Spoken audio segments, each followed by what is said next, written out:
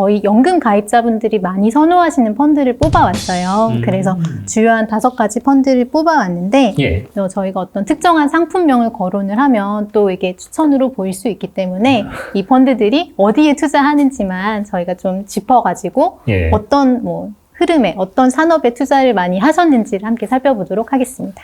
그럼 뭐 네. 어떤 건가요? 미국과 중국의 혁신 기업에 투자하는 펀드였는데요. 이 펀드가 투자하는 종목들이 어떤 게 있냐면 스퀘어라고 해서 지급 결제하는 기술 개발주고요. 그리고 메모리 제조하는 램 리서치 코퍼레이션 이런 그룹들에 많이 투자를 하고 또 소비재 중에서는 중국판 배민이라고 하는 메이투안 이런 기업들 그리고 우버 테크놀로지 이런 성장을 하고 있는 4차 산업에 많이 투자를 하고 있는 펀드이기 때문에 가장 많은 분들의 관심과 사랑을 받았고 또 그만큼 높은 수익률을 보였던 펀드였습니다. 작년에 이제 미국하고 중국이 주시장이다 특히 이제 혁신 기업들 위주로 많이 상승을 해서 그 부분이 이제 높은 수익률에 작용을 한 거군요. 네, 그렇죠. 네. 그럼 또 다른 펀드는 어떤 것들 가입하셨나요? 네, 두 번째 사랑 많이 받은 펀드 알려드릴게요. 이게 퇴직연금이랑 개인연금이 약간씩 순위가 다른데요. 전반적으로 인기가 많았던 펀드가 바로 중국 본토에 투자하는 펀드였습니다. 그래서 중국 본토 시장이라고 하면 상해 거래소 그리고 심천 거래소 심천. 네 여기 상장된 A 주식에 주로 투자를 하는 펀드인데요.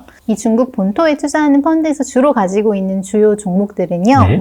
완화 케미컬이라든지 찌진 광업그룹, 또 중국 초상은행 이런 중국에 있는 주요 기업들에 많이 투자를 하고 있다고 합니다. 중국 본토에 있는 주식들로 이루어진 어떤 주식형 펀드. 네, 그렇죠. 여기다가 지금 연금 투자자분들이 투자를 많이 하고 계시다. 네, 그죠? 그리고 중국은 또 이제 저희 코로나가 많이 먼저 지나갔잖아요. 그래서 내년에 어떤 경제 성장도 많이 또 기대가 되고 있기 때문에 여기 한번 관심 가져보셔도 좋을 것 같아요. 네. 연금 투자자분들이 또 관심을 많이 가졌던 세 번째 펀드는 어떤 게 있나요? 세 번째는 요새 정말 핫하죠. ETF입니다. 바로 2차 전지 ETF인데요. 2차 전지. 네, 아무래도 아까 말씀도 하셨지만 테슬라라든지 이런 전기차 이슈도 있고 2차 전지에 대한 관심들 다들 정보 조금씩은 아실 것 같아요. 그래서 이 부분들에 대해서 투자하는 ETF가 또 많은 사랑을 받았습니다. 2차 전지 ETF 하면은 이게 전기차에서 주로 많이 쓰이잖아요. 네, 그렇죠. 물론 이제 다른 쪽의 산업에서도 쓰이기는 하지만 네. 이 전기차 때문에 굉장히 핫해졌다고 할 수 있는데 한국에 2차 전지 관련된 회사들이 네. 전 세계적으로 이제 뛰어난 회사들이 몇 군데가 있지 않습니까? 맞습니다. 그래서 아마 그런 부분 때문에 더 각광을 받지 않았나 뭐 그런 생각이 드네요. 그러니까 연금 투자자분들 같은 경우에 ETF를 가입을 할 수 있는지도 잘 모르시는 분들이 사실 맞아요. 많거든요. 네, 이게 다 되는 게 아니다 보니까 모르고 계신 분들 분명히 계실 것 같아요. 그럼에도 불구하고 이미 잘 알아가지고 이게 가입을 많이 하신 분들이 있다는 거잖아요. 그렇죠. 이걸 하기 위해 저희 회사에 오신 분들이 있을 수도 있어요. 왜냐하면 증권사 중에서도 전부 다 ETF 거래가 되는 건 아니고 이제 몇 그래요? 개의 증권사에서 시스템을 갖춘 회사에서만 거래가 되거든요. 그래서 ETF 투자를 하기 위해서 정말 이전했다 이런 글들도 종종 보이더라고요. 어떤 데 가입할 수 있는지를 미리 좀 사전에 확인을 잘 해야 될 것 같다는 생각이 드네요. 네. 근데 지금 얘기가 나왔으니까 잠깐 궁금한 게 있는데 네. 본인이 지금 연금을 가입을 했는데 네. 내가 지금 가입하는 연금 회사에서 ETF 매매가 안 돼요. 그러시는 분들 있을 수 ETF 있죠. 매매가 되는 회사로 옮길 수도 있는 거죠. 맞아요. 네. 퇴직연금 같은 경우에는 복수사업자랑 거래하시는 경우들이 있거든요. 그래서 만약 지금 은행이랑 증권사랑 보험사랑 크게 한 군데씩 거래를 하고 있다라고 하면 은행에 있던 내 퇴직연금을 증권사로 옮기실 수 있습니다. 네. 또 개인연금 같은 경우는 이제 자유롭게 가능하시고요. 네. 그렇죠. 연금저축이나 IRP 같은 경우는 다 이제 네. 계좌 이전을 맞아요. 쉽게 할 수 있더라고요. 네, 특히 요새는 이제 예전에 가입하고 있던 금융기관에 방문하지 않고도 내가 원하는 증권사에 가서 한 번에 이체를 하실 수 있기 때문에 많이 편해진 것 같아요. 실제로 또 작년에 많이들 이전을 하셨다고 합니다. 연금 가입자분들이 가장 선호했던 네. 탑5 지금 그 금융상품을 말씀드리고 있는데 네 번째는 뭔가요? 네 번째는 바로 헬스케어 펀드입니다.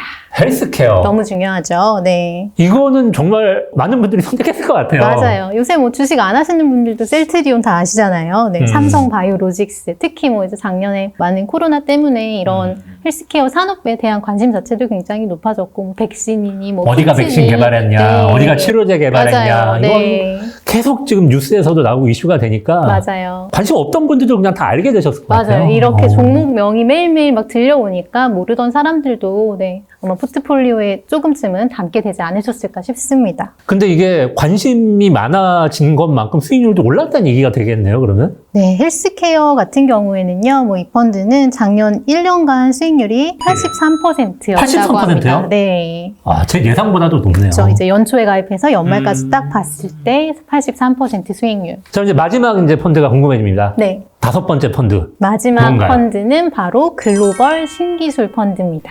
글로벌 신기술 펀드. 네. 이것도 뭐 이제 저희가 한 2, 3년 전쯤부터 뭐 팽이라고 해서 네, 페이스북, 예. 애플, 아마존 이런 예. 전자상거래라든지 아니면 IT 어떤 전자기기 이런 것들 만드는 회사에 대한 투자하는 펀드인데요. 대표 종목이 애플, 삼성전자 또 저희 사랑 많이 받고 있죠. 네. 그렇죠. 마이크로소프트, 알파벳, 비자 이런 회사들에 투자를 하는 펀드입니다. 네.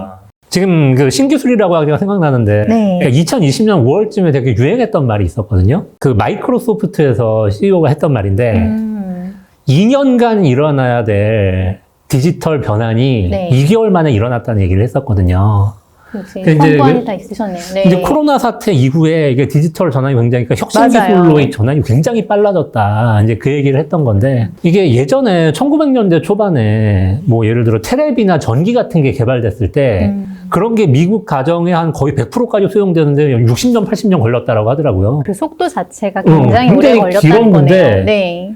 예를 들어 지금 스마트폰 다 쓰시잖아요? 다 쓰죠. 이거 생각해보면은, 네. 이거 등장한 지가 한 10몇 년밖에 안 됐거든요? 근데 이미 거의 다 뭐 쓰잖아요. 상상을 할 수가 없죠. 없는 세상을. 근데 이제 지금 요즘에 또 뜨고 있는 신기술들 이런 것들이 수용되는 속도는 점점 더 빨라지는 것 같아요. 이제 코로나 사태의 영향도 있고 사람들이 그만큼 신기술에 좀 더 빠르게 적응을 적응하는. 빠르게 한다. 네. 근데 어떻게 보면 이런 부분들이 투자하실 때 또 관점이 있는 것 같아요. 맞아요. 예를 들어 내가 그런 신기술 투자를 한다 이런 어떤 테마를 골라서 투자를 할 때 네. 그 수익률의 내가 실현 써본. 속도가 좀 더 빨라질 수 있다. 수용 속도가 빨라져서 네. 이런 쪽으로도 볼 수 있는 것 같아요. 맞아요. 생활 속에서 이런 변화라든지 어떤 이렇게 산업들의 흐름을 이제 찾아보고 또 투자에 적용하는 마인드가 굉장히 중요할 것 같습니다. 접근 요정이 지금까지 이제 그 웰에셋 대우에 연금 고객들이 가장 선호했던 5개 펀드에 대해서 얘기를 해주셨잖아요. 네, 맞습니다. 연금 투자자분들한테 하고 싶은 시사점 이런 부분이 혹시 있을까요? 연금 투자는 장기 투자라는 점을 여러분이 잊지 않으셨으면 좋겠다. 이런 생각이 들었던 것 같습니다. 구체적으로 어떤 점 때문에 그렇게 느끼셨나요? 왜냐하면 2018년에 사실은 마이너스 수익률 난 가입자들도 굉장히 많거든요. 그쵸. 근데 만일 그때 좀 너무 실망하시고 아 역시 나는 펀드 안 맞나 봐. 원리금 보장형으로 해야겠어. 예금 가버리셨다면 불과 2년 만에 이렇게 상황이 확 달라졌을 때 이런 수익률을 어떤 성취를 이루지 못하셨을 거란 좀 안타까운 마음이 들었던 것 같아요. 그래서 사실 시장이라는 게 언제 갑자기 뭐 급상승이 올지도 모르고 급하게 하락이 될지도 모르는 거기는 하지만 어쨌든 시장에서 계속해서 버티고 나가다 보면 시장은 뭐 반복해서 등락을 반복하면서 장기적으로 상승을 하기 때문에 이제 연금을 가입하신 분들이 이 연금은 20년 후, 30년 후에 받는다는 거 꼭 잊지 마시고 장기적인 관점에서 자산 배분을 하셨으면 좋겠다. 그렇군요. 네. 아니, 뭐 좋은 얘기 해주셨는데, 뭐, 저도 이제 동감을 하고 있고요. 네. 이게 연금 투자를, 저도 연금 투자 하거든요. 그렇죠. 퇴직연금도 투자하고, 맞아요. 뭐, 저도 여러 가지 연금 투자를 하는데, 네. 저는 이제 일단 고르는 것 자체는 굉장히 중요한 것 같아요. 어떤 상품에 투자할 것인지 고르는 건 중요한 것 같고, 네. 그거는 장기 어떤 투자 트렌드 혹은 투자 테마를 가지고 선택하는 게 맞는 것 같습니다. 혁신 기업이라든가 아니면은 뭐 헬스케어처럼 뭐 고령화와 있던 이런 어떤 그 질병이 좀 만연하면서 거대 트렌드에 거대 있는, 트렌드로 자리 잡을 수밖에 없는 이런 테마들, 그러니까 잘 고른다라는 가정 하에서는 오랫동안 가져가면서 시장 안에 머물러라. 시장 안에 머무르면은 네. 연금에서 충분히 장기 수익률로서 괜찮게 나올 수 있다. 이런 걸 한번 생각해 볼 수 있지 않은가 싶습니다. 네, 좋은 말씀이신 것 같습니다.